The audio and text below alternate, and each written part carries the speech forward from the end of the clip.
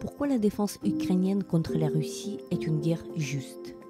Comment l'élection de Donald Trump change-t-elle la perspective de la guerre russo-ukrainienne? Quel rôle de l'Europe dans le règlement du conflit? Vous écoutez le podcast « L'Ukraine face à la guerre ». Ce podcast est enregistré en Ukraine et par des Ukrainiens. Dans ce podcast, nous racontons comment l'Ukraine continue à vivre et à résister face à l'agression russe. Nous proposons des analyses, mais aussi des témoignages. Nous essayons de vous faire comprendre l'Ukraine, son histoire, sa société et sa culture. Je m'appelle Tetiana Ogarkova. Je suis universitaire et journaliste, responsable du département international à l'Ukraine Crisis Media Center, une ONG dont la mission est d'informer le public étranger sur l'Ukraine. Avec moi, David Elif, écrivain et reporter de guerre. David avait couvert des guerres et des conflits pendant des décennies. Rwanda, Burundi, Congo, également en Bosnie et Kosovo, en Asie centrale, en Irak et dans d'autres endroits. David est aussi l'écrivain, auteur de 10 livres et fils de Susan Sontag, célèbre intellectuelle et essayiste américaine.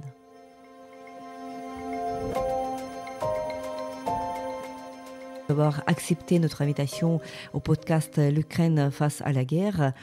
On te connaît comme visiteur très fréquent en Ukraine.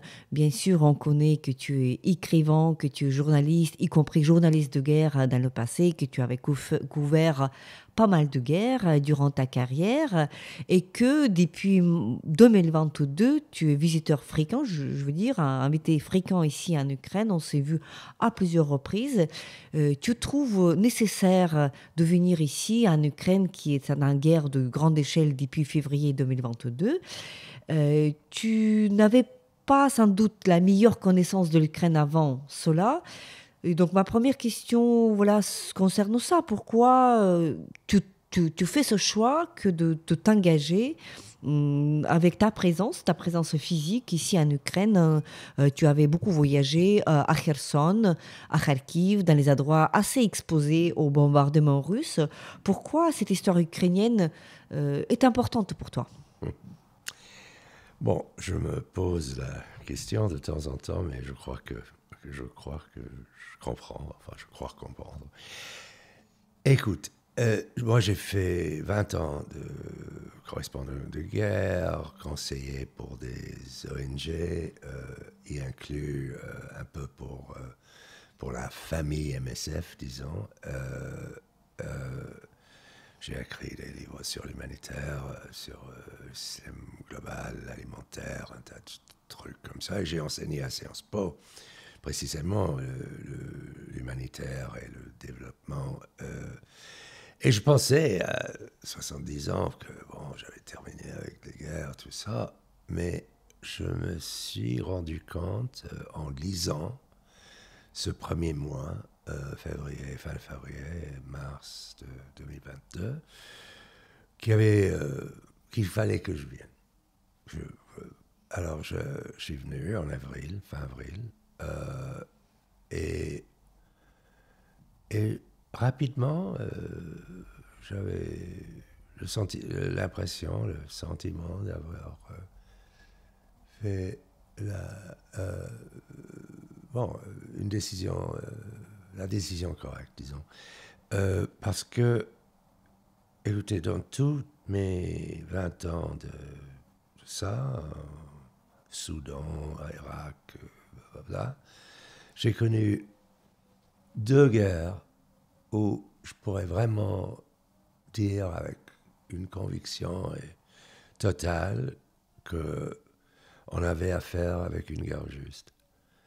La première, c'était en fait ma première guerre. J'ai vécu à Sarajevo 3 ans, plus ou moins, pendant la guerre. Enfin, j'étais en Bosnie 3 ans. J'étais à Sarajevo 1 an et demi à peu près. Et moi, avec tous les problèmes du gouvernement bosniaque, avec tous les malheurs de la guerre, et le fait que, dans les guerres, même les gens du bon côté se comportent très mal de temps en temps, pour dire le moins, plus que ça. mais c'est une sale chose, la guerre, même du côté juste. Mais je me suis rendu compte, et je continue à croire avec une conviction, comme je disais, totale, que l'autre guerre juste de ma vie, disons, c'est l'Ukraine. Alors, je pensais, bon, j'ai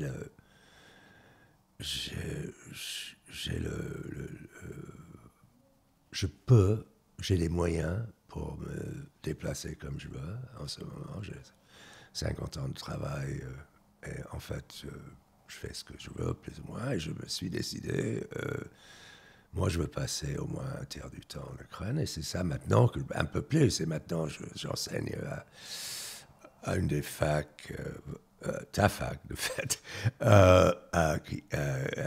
qui est Mohyla. Je fais littérature, média, un peu de tout. Je suis là pour être utile. Je vais écrire sûrement un livre à un certain point, pas maintenant. Je prends des notes, surtout sur des sujets que j'ai... Bon, j'ai écrit un livre sur la mémoire collective, sur un peu sceptique, sur tout ça. Et maintenant, je viens de publier un petit livre sur... disons, la guerre culturelle, désir et destin, ça s'appelle Desire and Fate en anglais, sur l'off-woke, l'identité, la politique identitaire, tout ça. Mais en fait, je suis tout à fait, je crois que pour moi, il y a... Même quand je pars en Ukraine, je pense, je songe à l'Ukraine. Mais comme tu dis, je ne connaissais rien. J'avais été une fois à Lviv, en 92, j'étais à Varsovie, je trouvais un travail. En fait, je faisais un portrait de Richard Kapuscinski. On est allé à Auschwitz ensemble, quelle histoire ridicule, un peu ridicule quand même. Et je suis venu une fois à Lviv, mais je connaissais absolument rien. Et en fait, même l'Union soviétique, dans les années 90, j'étais en Asie centrale, mais je ne connais pas la Russie. Enfin, j'y étais plusieurs fois, mais pas mal de fois, de fait. Mais c'est pas je ne parle pas ni russe ni ukrainien, je parle espagnol, français, anglais.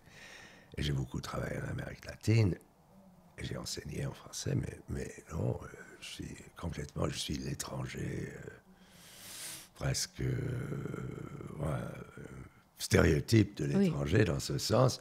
Mais enfin, je lis beaucoup, et surtout, c'est pour être témoin, pour aider de façon insuffisante, évidemment, mais on fait ce qu'on peut. Oui, c'est pour être à côté, pour être ensemble en quelque sorte. C'est d'autant plus précieux quand tu évoques ce concept de la guerre juste, bien sûr. Il y a toute une histoire de ce concept de la guerre juste. Il y avait beaucoup de débats. Qu'est-ce que ça peut être une guerre juste? Est-ce que la guerre, déjà, peut être juste? Tu l'emploies à ce mot-là. Tu as écrit, si je ne me trompe pas, tout un article, tout un texte explicatif. Je l'ai lu. Est-ce que tu pourrais expliquer à nos auditeurs, qu'est-ce que c'est déjà la guerre juste et pourquoi la guerre que tu observes ici en Ukraine, elle rentre dans cette catégorie de la guerre juste. Sûr.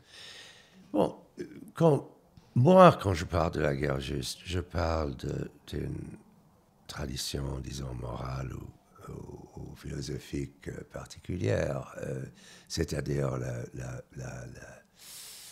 les idées sur la guerre juste de l'Église catholique. Et c'est ça. Et moi c'est plutôt les préceptes, disons, de la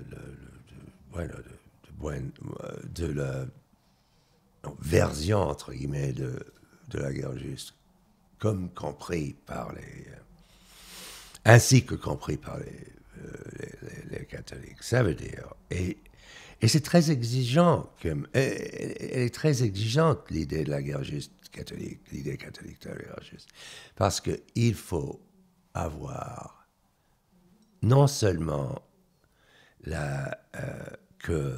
bon, on est du bon côté, c'est insuffisant. Elle est insuffisante, cette idée. Il faut aussi avoir une chance de gagner, parce que sinon, c'est une sorte de geste suicidaire qui, bon, comment c'est, le suicide et le catholicisme, ils vont pas très bien ensemble.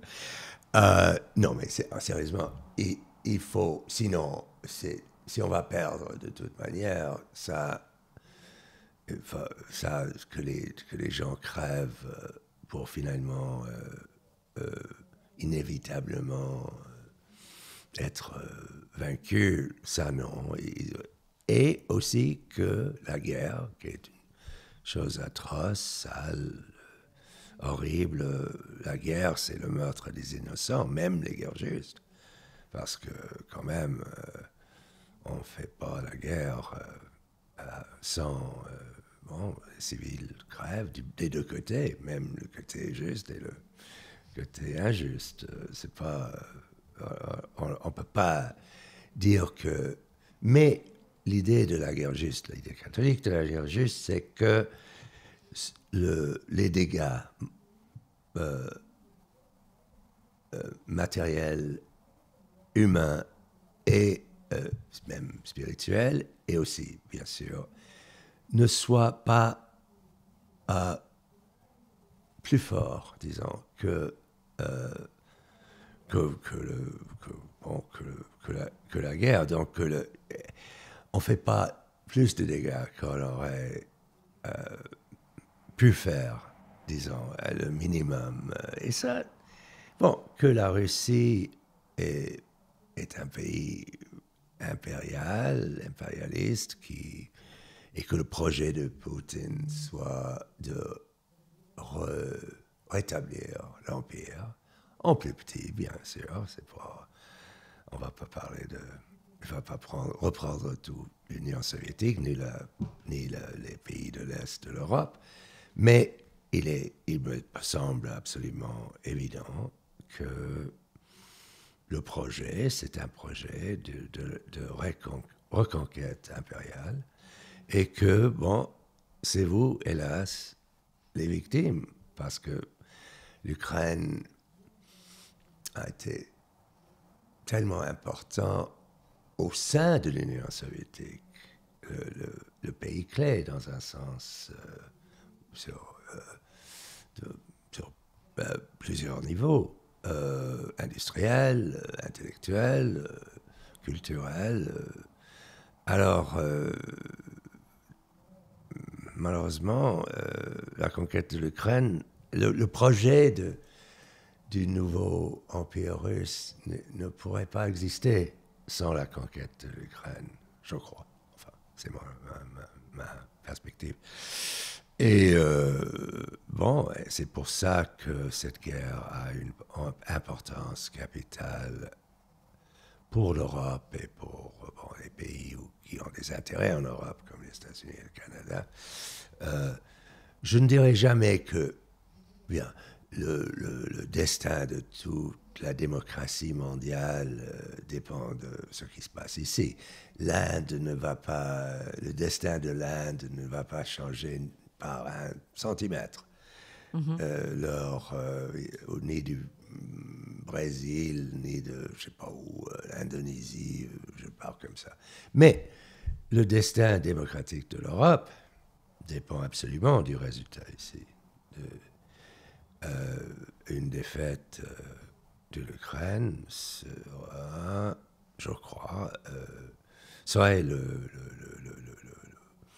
la fin d'un certain projet libéral, social-démocrate, dans le sens de social-démocrate, chrétien-démocrate, le centre. Et on voit déjà, c'est les extrêmes qui gagnent en Europe en ce moment, de Budapest jusqu'à Paris et Londres.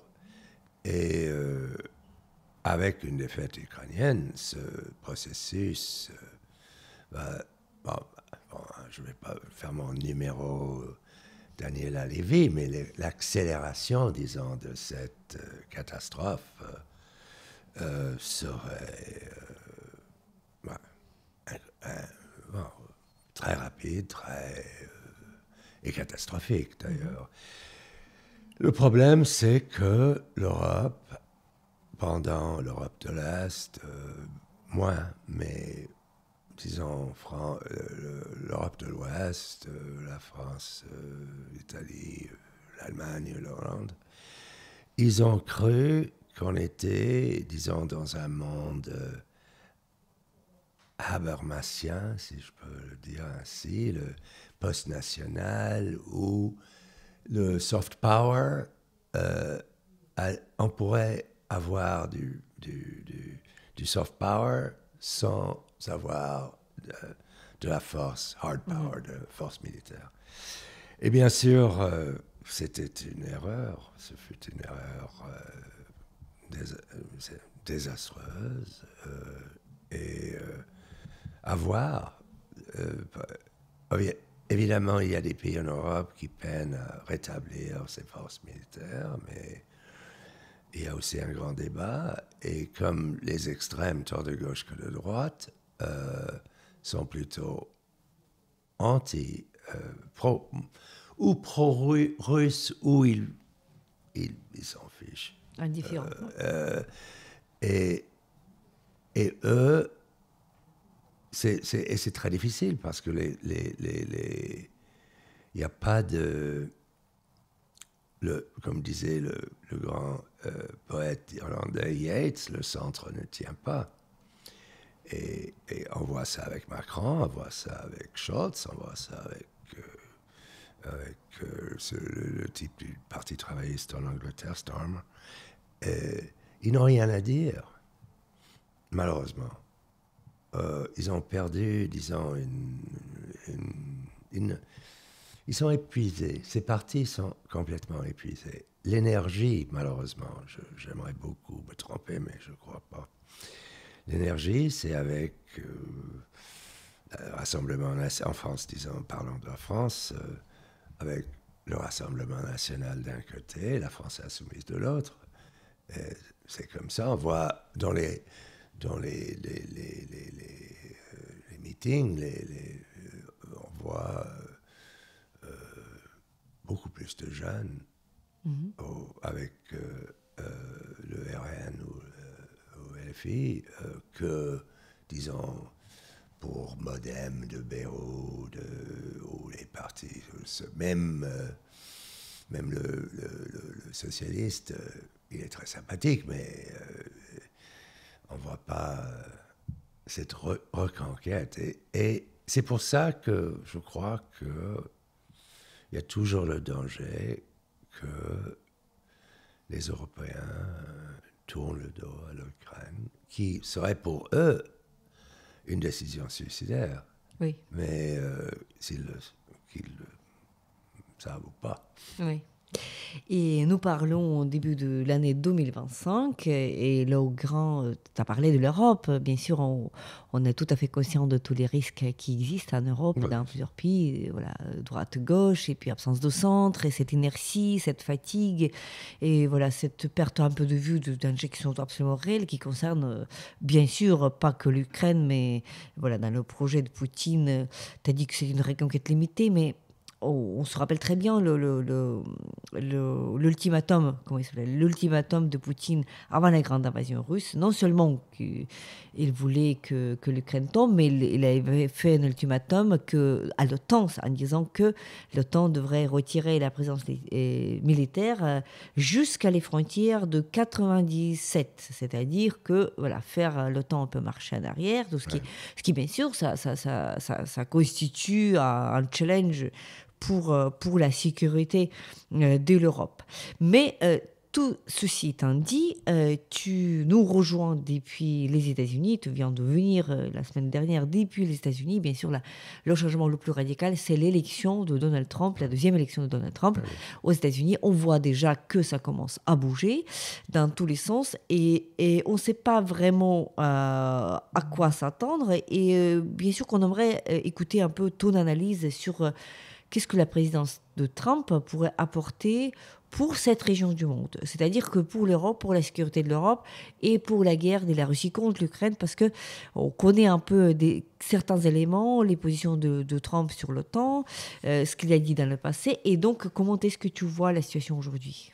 Le problème avec Trump, c'est qu'on ne sait jamais que c'est un type complètement impulsif. Il n'a pas vraiment de principe. Bien sûr, maintenant, c'est un homme de la droite dure.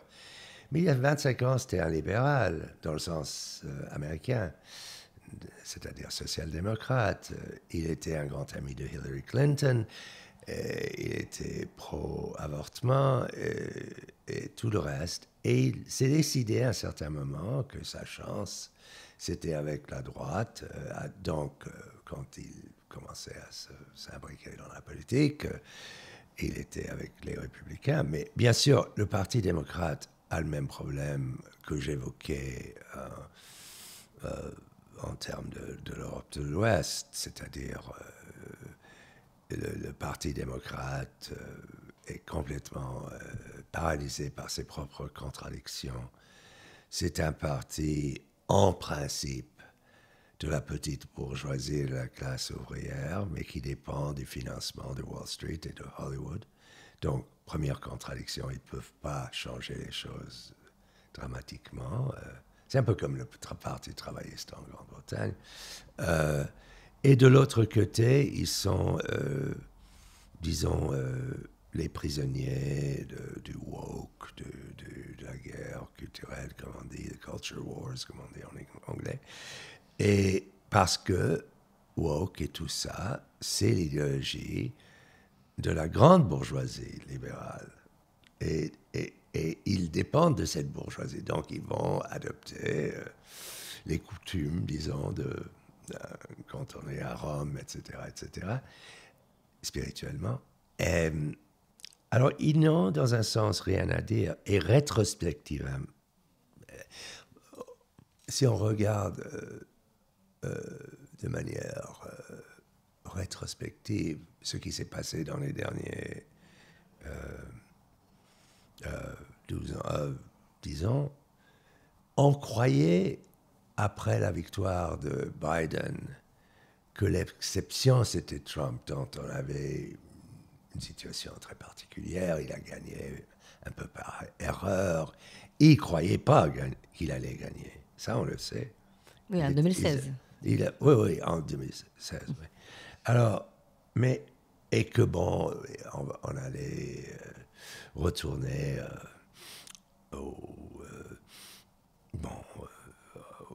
disons, au monde modéré, disons, d'avant Trump. Mais maintenant, il me paraît que, au contraire, les 4 ans de Biden, c'était l'exception.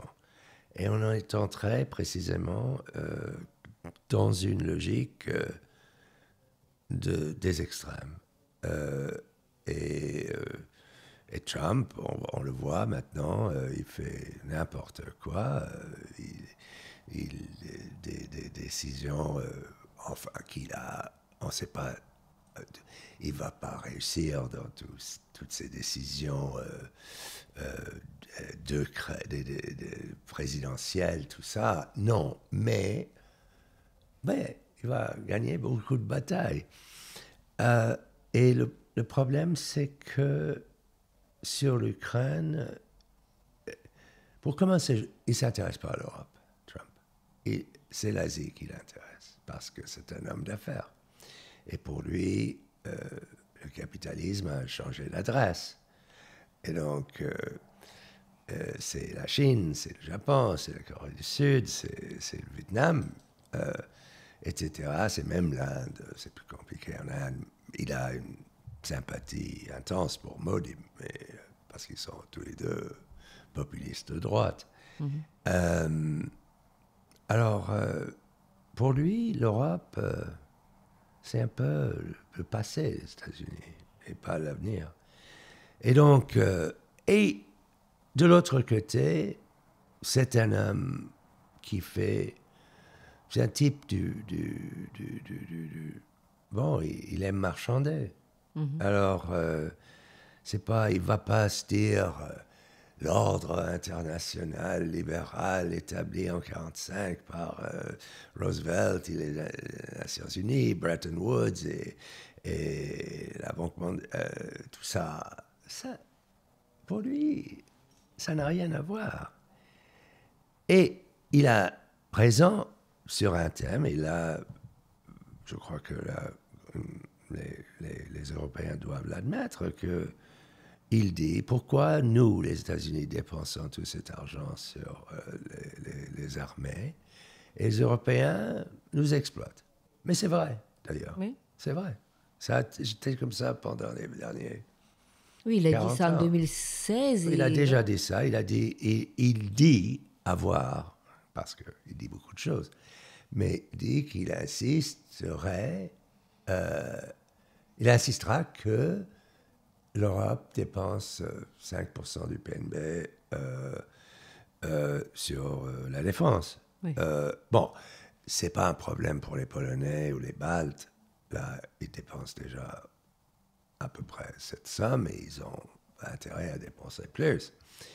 Mais pour la France, pour le budget, en ce moment, toute la crise budgétaire française en ce moment, même chose en Grande-Bretagne, même chose en Allemagne, où l'Allemagne tombe parce que l'économie est en un état misérable pour maintes raisons, mais bon. Alors, je ne sais pas si les Européens vont se mettre d'accord, les grandes puissances européennes vont se mettre d'accord à dépenser, disons, 4%, 3%, 3,5 ou je ne sais pas quoi. Mais s'ils ne vont pas, Trump va se dire oh, l'OTAN. Et puis finalement, moi je n'y crois pas dans toutes ces rumeurs que Poutine a une sorte un film de quelque chose de sexuel à Moscou d'il y a 20 ans. C'est ça, on dit ça.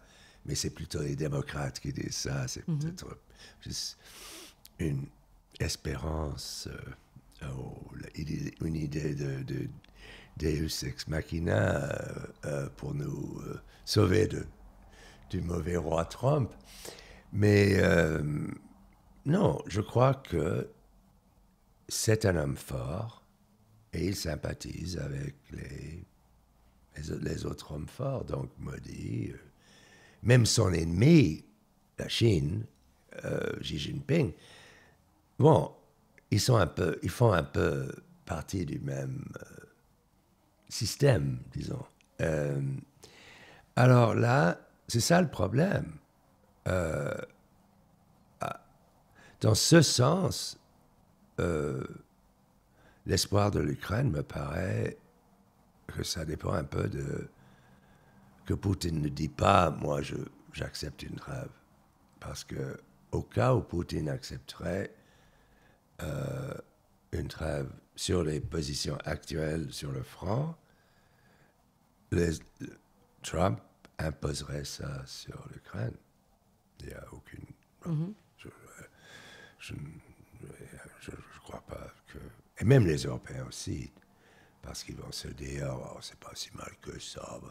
Ils auraient tort, à mon avis. Mais je crois que ça se passerait... Tandis que si Poutine dit, comme il vient de dire à ce journaliste exécrable que Zelensky a reçu, je ne sais pas pourquoi, ce Friedman, je trouve ça...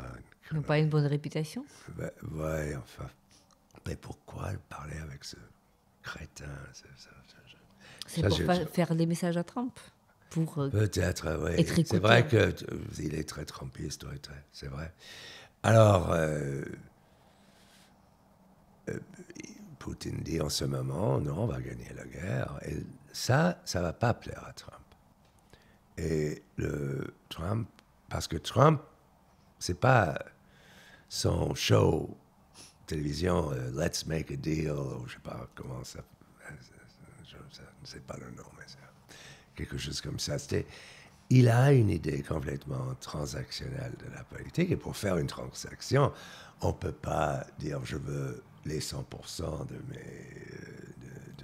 mes ambitions, disons. Alors plutôt, c'est horrible de dire ça, je le reconnais, parce que dire ça, c'est dire que les bombardements vont continuer, que les enfants vont crever dans les rues, que tout le reste de vos souffrances, vous, Ukrainiens. Mais en fait, si on parle d'une victoire ou de l'avenir de l'Ukraine,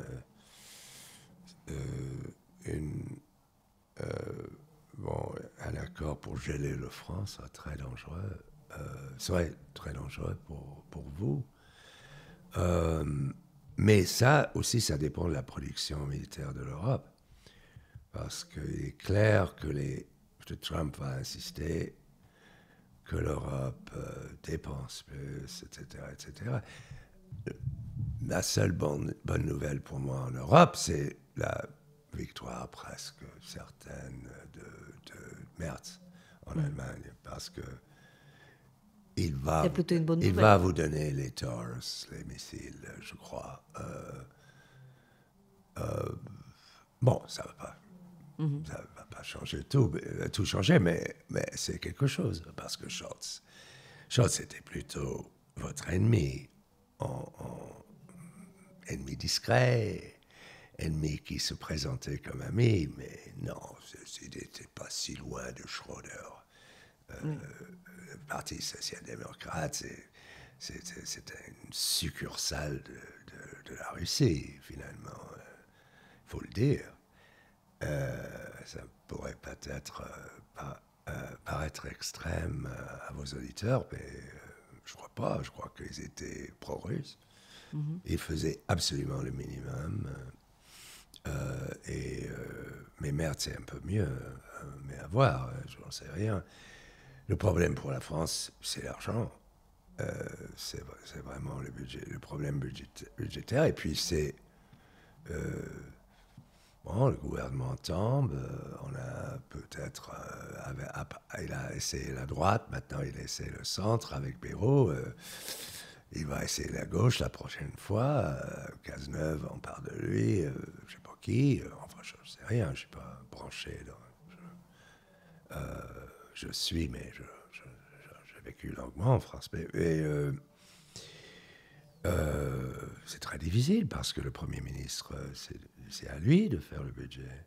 Et il y a les pressions. Et c'est ça, je trouve la situation. Pour Trump, ils ont pas. En 2016, c'était une aventure. Il savait, bien sûr, il pourrait gagner, mais il ne le croyait pas. Cette fois-ci, il savait qu'il allait gagner. C'était clair. Je ne sais pas pourquoi les gens étaient surpris. Ça m'est paru dans les derniers ans. Il y avait ce scandale qu'on cachait l'état psychologique, neurologique, disons, de Biden. Et puis, il y avait pas mal de corruption. Donc, Trump on ne pourrait pas dire « Oh, c'est un corrompu Trump » parce que Biden est là, des pardons à toute sa famille, tout le reste. Et puis, alors, cette fois-ci, il est arrivé. Et Harris, c'est une candidate absolument impossible. Oui, mais elle a quand même fait un bon score, étant donné que oui, elle a fait un bon score, mais quand même, il y a beaucoup d'Américains qui ont très peur de Trump. Mais elle est... elle n'a jamais réussi. Auparavant, elle s'est présentée comme candidate à la présidence dans les primaires. Elle a complètement raté le coup. Et puis, bon, alors maintenant, ils sont venus, ils ont un programme. Et ma peur, c'est que, pas qu'ils se présentent comme anti-ukrainien ou se définit, sinon qu'ils se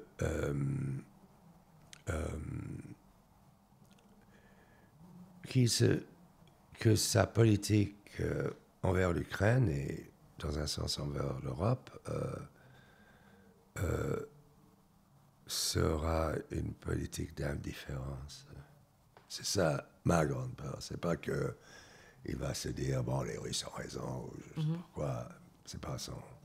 Mais là, il y avait déjà quelques signes plutôt positifs pour l'Ukraine parce que notamment Donald Trump avait déjà parlé de prix de pétrole.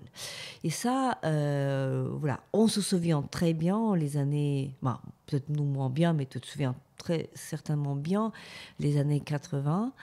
Et donc les prix de pétrole qui ont quand même joué un rôle important dans l'enfermement de l'Union soviétique. Aujourd'hui, la guerre est dans une espèce d'impasse, c'est-à-dire que militairement, on voit très bien que l'Ukraine n'arrive pas, avec tous les armements qui arrivent, on n'arrive pas à avancer sur le terrain. La Russie arrive à avancer, mais un tout petit peu, et aussi grâce à un prix très élevé en termes de vie des soldats. C'est toute cette infanterie russe qui crève sur les lignes du front. C'est une guerre, je dirais pas de position parce que les Russes progressent, mais c'est une guerre très lente et très épuisante.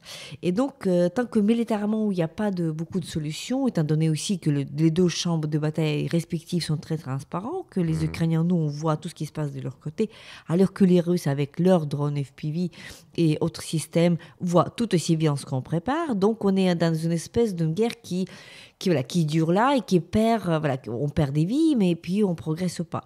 Et donc, dans cette situation très compliquée, on se dit que ce qui était dit par Trump, et donc il a quand même fait une espèce, je dirais pas une menace, mais il a fait quand même cette remarque à Vladimir Poutine en disant que on peut quand même changer le prix de pétrole et donc faire de la sorte que cet empire en soif de reconquête aurait compris que il n'y a pas de ressources pour la reconquête et que le prix en fait de cette guerre, elle devient trop élevé, c'est-à-dire qu'on n'a plus de ressources pour avancer. Est-ce que, à ton avis, bien sûr, on est un peu dans la spéculation parce que c'était mais est-ce que, à ton avis, c'est quelque chose que Trump aurait voulu faire, c'est-à-dire pour éliminer la Russie de ce jeu géopolitique et pour se retrouver, donc on sait très bien aussi sa position sur la Chine.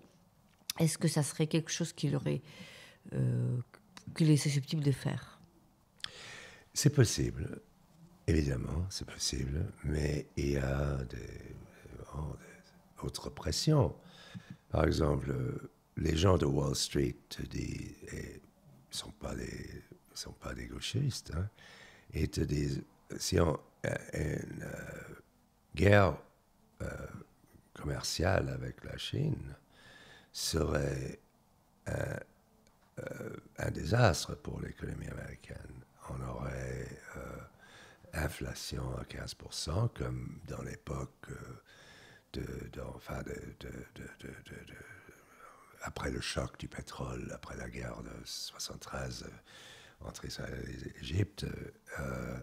Il y avait un grand choc, il y avait ce qu'on appelle en anglais stagflation, c'est-à-dire que l'économie ne progresse pas et qu'il y a une inflation fortissime.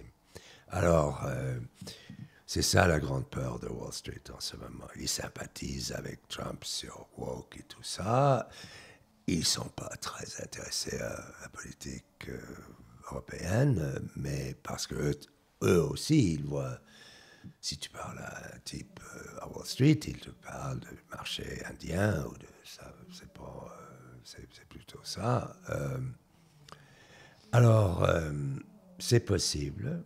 Et il est aussi le cas que la Russie vend son pétrole après à prix très réduit. Ils ont aussi des échanges, surtout avec les Indiens, où ils n'arrivent pas à dépenser la monnaie indienne qui ne vaut rien dans le marché international. Avec la Chine, c'est autre chose. Ils peuvent payer ce qu'ils achètent de la Chine en yuan, en renminbi, la monnaie chinoise. Mais les Indiens, ils n'ont rien à foutre là. Alors, déjà, il y a cette pression. Vos bombardements ne sont pas nuls. On vient de fermer un centre pétrolier, là, je pense à Kazan, je crois. Une raffinerie, oui, une des plus grandes. Ouais. Oui, alors, bon, on parle d'un effet, disons, important et marginal à la fois. Donc, mais 5% de moins, c'est pas rien. Donc, si on a un budget complètement déformé par la guerre, tel qu'existe en ce moment en Russie. Le problème, c'est que Poutine a finalement,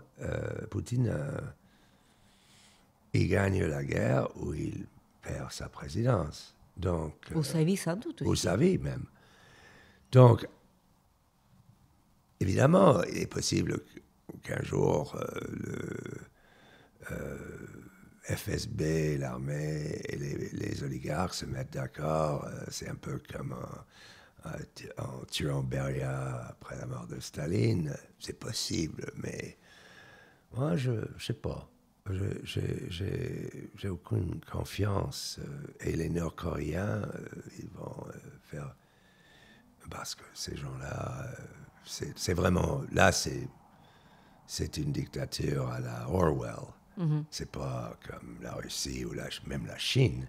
En Chine, il y a de la dissidence, pas sur les points les plus importants. On ne peut pas dire du mal de Xi Jinping. Mais on peut, par exemple, être militant écologiste en Chine. Mm-hmm. Ça, c'est permis. Alors, en Corée du Nord, non. On le voit sur le front. Un type que je connais au Pentagone m'a dit qu'il se suicide, les Coréens, au moment où ils pensent que vous allez arriver. Et c'est absolument, c'est le brainwashing, c'est tout.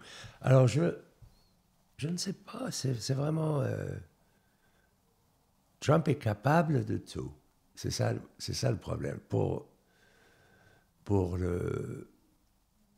Mais voilà, j'ai aucune confiance en Trump parce que c'est pas ça qui l'intéresse. Le problème, c'est que ce qui l'intéresse, c'est la crise migratoire que les démocrates ont complètement mal gérée. Il a raison là-dessus. Je ne suis pas en faveur de ces solutions, mais c'est vrai que la frontière était très mal gérée pendant l'époque de Biden.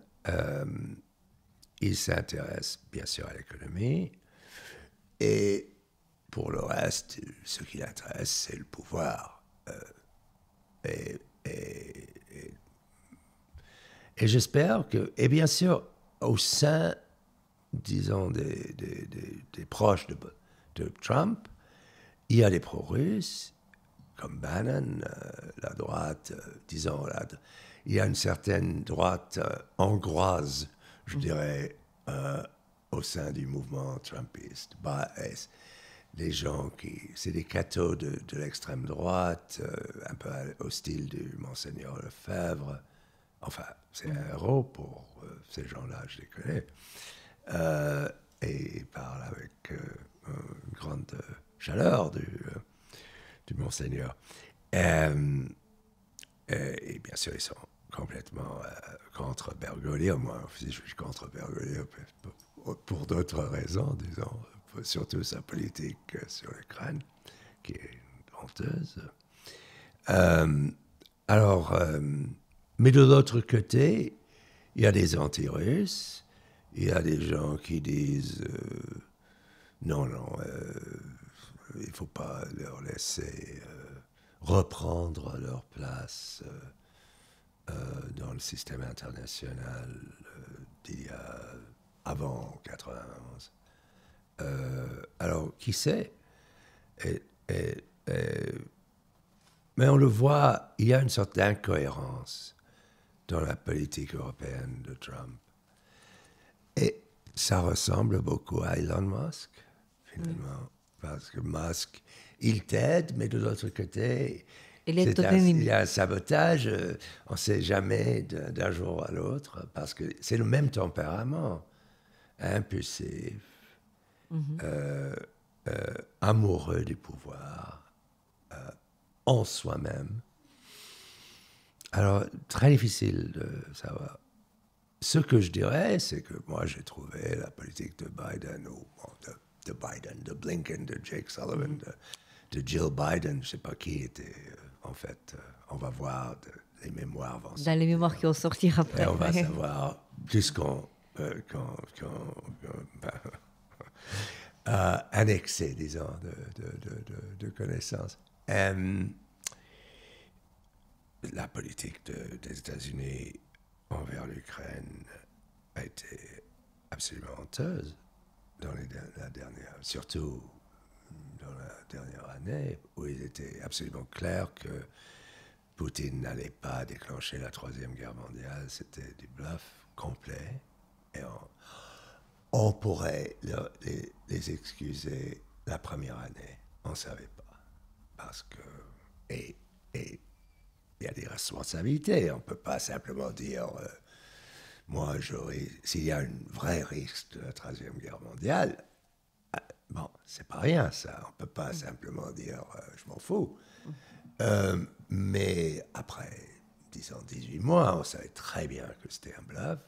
Et Biden a continué à vous donner les armes trop tard, sûrement 5 mois après le moment où il s'aurait servi à changer le front, à changer la donne. Alors, je ne vais pas pleurer Biden sur le plan ukrainien, mais le problème, c'est que Trump pourrait être mieux pour vous ou pire. Oui. Et on ne sait pas.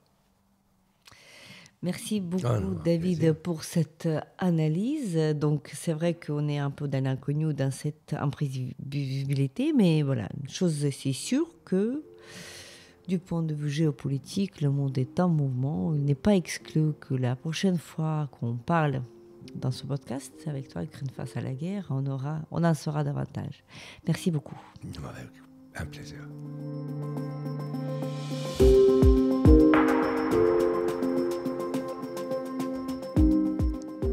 C'était le podcast L'Ukraine face à la guerre. N'hésitez pas de partager cette émission. Nous n'allons pas tarder à enregistrer et diffuser d'autres épisodes. Je m'appelle Tetiana Ogarkova, j'étais accompagnée par David Rif, écrivain et reporter de guerre. David est écrivain, auteur de 10 livres et fils de Susan Sontag, célèbre intellectuelle et essayiste américaine. Restez avec nous et soutenez l'Ukraine.